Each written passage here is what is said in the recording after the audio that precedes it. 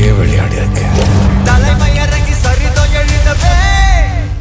So finally 2025 की most anticipated film कुली का trailer आ चुका है। वो भी फिल्म रिलीज से सिर्फ 10 दिन पहले। मुझे लगा था सीधी फिल्म ही रिलीज करेंगे। लिटरली एक टाइम पर फैन पेजेस ने एज्यूम करना शुरू कर दिया था कि कुली ऐसी पहली फिल्म बनने वाली है जो बिना किसी ट्रेलर सीधा थिएटर्स में रिलीज होगी। मगर कोई ना देर आई दुरुस्त आए, परसों शाम 7 बजे इसका भी फाइनली ट्रेलर आ ही गया। वही तमिल सिनेमा की पुरानी परंपरा को कंटिन्यू करते पहले 7 बजे तमिल ट्रेलर आया जिसमें हिंदी ऑडियंस के लिए कोई सबटाइटल नहीं थे एंड हिंदी ट्रेलर का तो कोई अता पता ही नहीं था। फिर जाके कहीं आधे एक घंटे बाद हिंदी ट्रेलर आता है। आई मीन क्यों भाई, पैन इंडिया रिलीज में इंटरेस्टेड नहीं हो या फिर थालापति विजय के फास्टेस्ट 10 मिलियन ट्रेलर व्यूज वाले रिकॉर्ड्स तोड़ने हैं। खैर फालतू की बकवास ना करते हुए सीधे मैन मुद्दे पर आते हैं। तो ट्रेलर की शुरुआत होती है एक मेंशन के सोर्स से जो कि समुद्र किनारे बना हुआ है एंड थोड़ा ध्यान से देखने पर पता चलता है कि इसके ऊपर बोल्ड लेटर्स में किंग पिन लिखा हुआ है, जो नेम हमें ट्रेलर में आगे भी कई जगह देखने को मिलेगा, जो कि ऑब्वियसली एक शिपिंग कंपनी है जिसमें मोस्ट प्रोबेबली नागार्जुन का कैरेक्टर ओन करता है। एंड इन सीन्स को देखकर हम अंदाजा लगा ही सकते हैं कि शोबिन साइर का कैरेक्टर भी इसी जगह इसी कंपनी में काम करता है जहां नागार्जुना का कैरेक्टर, बाय द वे इसका नाम साइमन है, ये हमेशा कोट पैंट, एक्सपेंसिव घड़ियां, ज्वेलरी, ग्लासेस एक्सेट्रा पहने रहता है, जिसे एक बार फिर ये बात कंफर्म हो जाती है कि यही इस कंपनी का मालिक है एंड ये इसी कंपनी के थ्रू अपने सारे गैर कानूनी धंधे चलाता है। एंड मेरे हिसाब से शोबिन साइर इन्हीं धंधों को ग्राउंड लेवल पर संभालने का काम करता है। लाइक जैसे कहते में अर्जुन दास का कैरेक्टर था। फिर हमें सत्यराज का कैरेक्टर दिखाया जाता है जो कि एक काइंड ऑफ साइंटिस्ट लग रहे हैं। वो लाइट्स वगैरह से कुछ एक्सपेरिमेंट कर रहे हैं एंड उनके सामने एक इलेक्ट्रिक चेयर भी पड़ी है जिसके आसपास पड़ी इन पेंसिल्स की साइज को देखकर पता चलता है कि ये एक चेयर का मिनिएचर है। जिसके बाद इस फ्रेम में सत्यराज और श्रुति हासन, जो कि फिल्म में सत्यराज की बेटी का रोल प्ले कर रही है, ये दोनों एक खाली स्विमिंग पूल में खड़े हैं एंड वहीं पूल के बाहर इनके पास साइमन भी खड़ा देख रहा है, जहाँ मोस्ट प्रोबेबली ये सारे मिलकर कोई बड़ा एक्सपेरिमेंट कर रहे थे। बट ट्रांसफॉर्मर के धमाके को देखकर लग रहा है कि इनका एक्सपेरिमेंट फेल हो चुका है। इसके बाद ट्रेलर में हमें कुछ डेड बॉडीज दिखाई जाती है एंड बैकग्राउंड में सुनाई दे रही वॉइस से पता चलता है कि इन सारी डेड बॉडीज के पीछे भी साइमन का ही हाथ है। साइमन लोगों को गायब करने या शायद डेड बॉडीज को गायब करने पर कोई काम कर रहा है। शायद ये सत्यराज वाली इलेक्ट्रिक चेयर का ही फाइनल वर्जन हो जिसपे वो लोगों को जला देते हैं एंड कोई क्लू भी नहीं बचता। आगे श्रुति हासन भी कुछ डेड बॉडी सप्लाईज करते हुए दिखाई जाती है जो कि देखने में एक ही शॉट लग रहा है, बट हर कट के बाद उसके कपड़े चेंज हो रहे हैं। मतलब वो ये डेड बॉडीज का काम कंसिस्टेंटली कर रही है एंड उसने कई सारी डेड बॉडी सप्लाई की है। जहाँ एक बात तो कंफर्म है कि साइमन और ये दोनों बाप बेटे कुछ तो बड़ा प्लान कर रहे हैं जो कि एक डिजास्टर भी बन सकता है। वैसे भी बैकग्राउंड में चल रहे वॉइस ओवर से पता चलता है कि साइमन ऐसे ही बड़ा आदमी नहीं बना, सो वो कुछ तो गलत काम कर रहा है। जिसके बाद शोबिन साहिर कहते हैं कि मुझे इन 14,400 कुलियों में से सिर्फ एक कुली चाहिए, जो एक कुली ऑब्वियसली देवा यानी रजनीकांत है। फिर अगली फ्रेम में हमें फिर से साइमन दिखाई देता है जो कि हाथ में हथौड़ी लिए किसी को बड़ी ही बेरहमी से मार रहा है। इतना बेरहमी से कि उसे देखकर डर के मारे वहाँ काम करने वाले सारे वर्कर्स भाग जाते हैं। इसके बाद कुछ शॉट्स में हमें बहुत सारे कुली पुलिस से लड़ते हुए दिखाई देते हैं। आई मीन वो लड़ नहीं रहे, पुलिस उन्हें रोकने की कोशिश कर रही है। जिन शॉट्स की colour grading and in scenes में पुलिस ऑफिसर्स की कॉस्ट्यूम वगैरह को देखकर ये कंफर्म होता है कि ये पक्का फ्लैशबैक का सीन है। यहाँ इसकी कलर ग्रेडिंग काफी ड्रीमी एंड ग्लूमी टाइप की है जो देखने में बिल्कुल 90s वाली फील देता है। फिर हमें देवा का मेंशन दिखाया जाता है जहाँ कई सारे गुंडे घुस चुके हैं एंड वो मेंशन को ब्लास्ट करने की कोशिश कर रहे हैं, जो कि मोस्ट प्रोबेबली साइमन के ही लोग हैं एंड वो देवा को मारने आए हैं। जहाँ इनके बीच हमें एक काफी तगड़ी फाइट सीन देखने को मिलेगी जिसकी कुछ ग्लिम्स हमने पावर हाउस सॉन्ग वाले लिरिकल वीडियो में भी देखी थी और शायद फिल्म में वो पावर हाउस वाला सॉन्ग इसी फाइट सीन के दौरान सुनने को मिलेगा। जिसके बाद ट्रेलर में एक बार फिर से कुछ फ्लैशबैक सीन्स दिखाए जाते हैं जिन सीन्स ने ना कैरेक्टर्स को लेकर मेरे लिए थोड़ा कंफ्यूजन पैदा कर दिया। बिकॉज इस शॉट में जो कुली दिखाया गया है जो कि बिल्कुल स्टाइल में अपने बैच से माचिस की तिली जलाता है एंड नेक्स्ट शॉट में वो अपने एक हाथ से किसी आदमी को घसीटते हुए ला रहा है एंड अपने दूसरे हाथ में उसने एक लोहे का हुक पकड़ रखा है। अब ये हाल लो कि ये बेच से तिली जलाने वाला आइकोनिक स्टाइल रजनी सर का ही है, मगर इस सीन में दिखाया गया ये कुली आई एम श्योर कि रजनी सर वाला कुली देवा नहीं है। बिकॉज लोकेश कनगराज ने कंफर्म किया है कि फिल्म में देवा का कुली नंबर 1421 होने वाला है, जो कि लोकेश का अपने फादर को एक होमेज है। बिकॉज उनके पिताजी भी एक कुली थे एंड उनका ये यही नंबर था, इसीलिए लोकेश ने अपने फादर को एक टाइप से होमेज देने के लिए फिल्म में देवा का कुली नंबर 1421 रखा है, जिससे कंफर्म होता है कि ये देवा तो बिल्कुल भी नहीं है। एंड अगर तुम सोच रहे हो कि ये उपेंद्रा का कैरेक्टर है तो नहीं, ये उपेंद्रा भी बिल्कुल नहीं है। बिकॉज ट्रेलर में कुछ शॉट्स बाद जब उपेंद्रा का लुक रिवील होता है तब उसके बेच इमेज को जूम करके देखने पर पता चलता है कि उसका कुली नंबर शायद से 3332 है। सो ये वाला कुली ना ही तो रजनी सर है एंड ना ही ये उपेंद्रा का कुली है। अब ऐसे में दो ही पॉसिबिलिटीज बनती है कि या तो ये कैरेक्टर कोई थर्ड कैरेक्टर हो सकता है, शायद फ्लैशबैक में किसी एक्टर का कैमियो दिखाया जाए, जैसे लियो के फ्लैशबैक में हमें अनुराग कश्यप का कैमियो देखने को मिला था। भाई अगर वैसा दिखाना है तब तो मत ही दिखाना,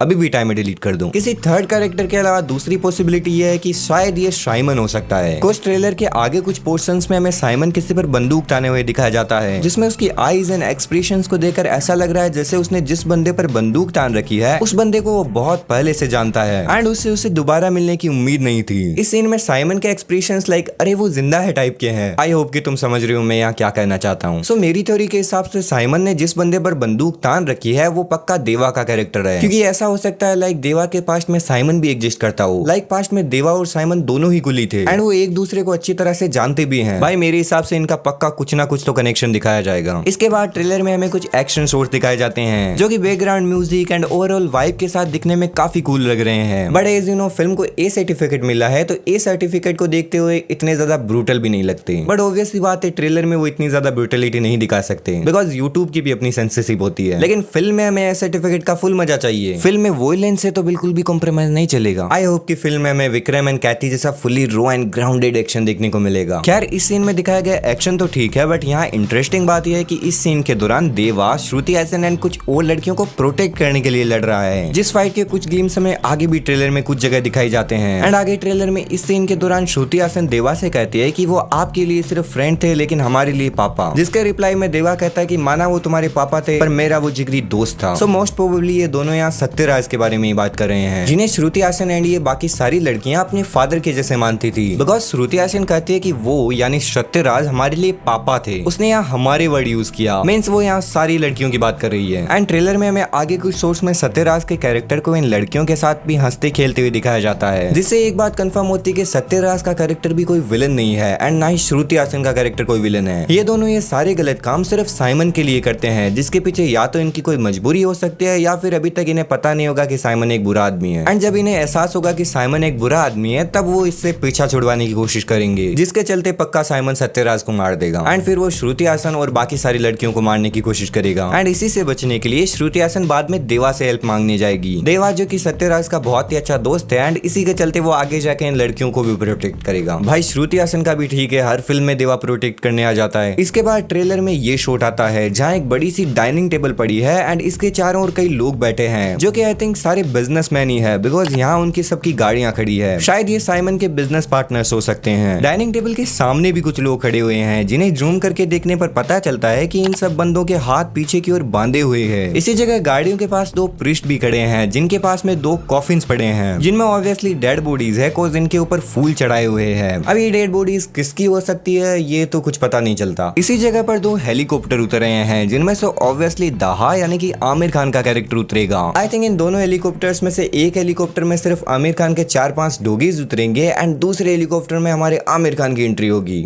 आई नो बड़ा फालतू सा गेस है बट मेरा दिल कह रहा है। देखो एज वी ऑल नो कि फिल्म में आमिर खान का सिर्फ एक एक्सटेंडेड कैमियो ही होने वाला है। वो फिल्म के क्लाइमैक्स में आएंगे एंड फिल्म में उनका सिर्फ 10-15 मिनट का रोल होगा। बट ट्रेलर में उनके पोर्शंस को देखकर ऐसा फील हो रहा है कि भले ही आमिर खान का रोल छोटा हो मगर फिल्म में उनका कैरेक्टर काफी ज्यादा इंपॉर्टेंट होने वाला है। वो मोस्ट प्रोबेबली रोलेक्स की तरह इस पूरे क्राइम यूनिवर्स के मैन लीड हो सकते हैं जो कि साइमन का भी बॉस है। बट एक बार तुम खुद सोचो अगर ऐसा होता है तब तो इतने बड़े कैरेक्टर को एक ही पार्ट में खत्म नहीं कर सकते। आई मीन फिल्म के मैन बिग बैडी का फिल्म में इंट्रोड्यूस होते ही एंड हो जाना ये तो बहुत ही ज्यादा awkward लगेगा। मींस अगर आमिर खान ही मैन विलन है फिर तो कहानी पक्का एक पार्ट में एंड नहीं होने वाली। मेरे हिसाब से आमिर खान का कैरेक्टर मैन विलन तो नहीं है। आई थिंक फिल्म में आमिर बस साइमन के एक बिजनेस पार्टनर है जो कि इन बाकी बिजनेसमैन की तरह बस ये बड़ी वाली मीटिंग अटेंड करने आए हैं। बट अगर ये मूवी भी लोकेश कनगराज की बाकी मूवीज की तरह एलसीयू का पार्ट होने वाली है फिर तो भाई आमिर खान का कैरेक्टर बहुत ही ज्यादा वाइल्ड जाने वाला है। सिर्फ कैरेक्टर ही क्या फिर तो पूरा एलसीयू बहुत ही ज्यादा वाइल्ड चला जाएगा। आई मीन तुम खुद सोचो अगर ये कूली मूवी एलसीयू का पार्ट होती है फिर तो एलसीयू में कितने सारे लीजेंडरी एक्टर्स हो जाएंगे, वो भी हर एक इंडस्ट्री से।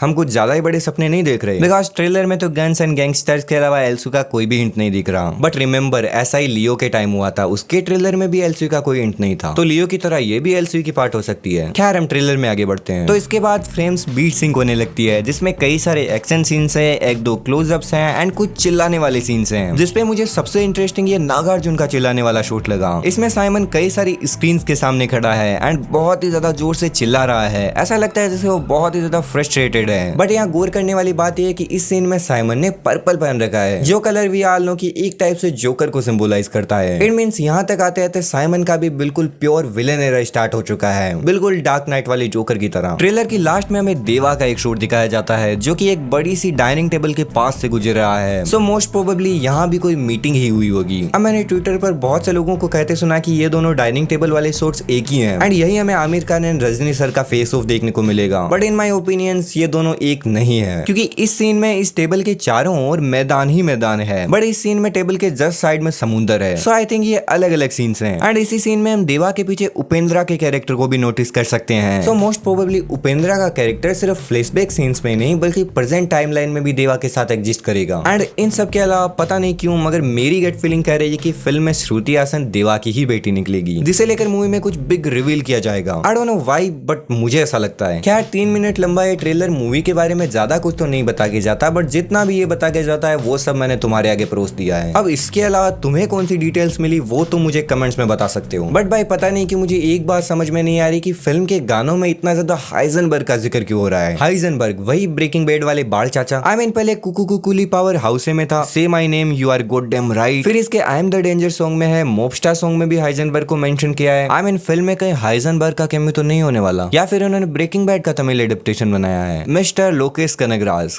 क्या बिरयानी पकाई है आपने? Bye bye.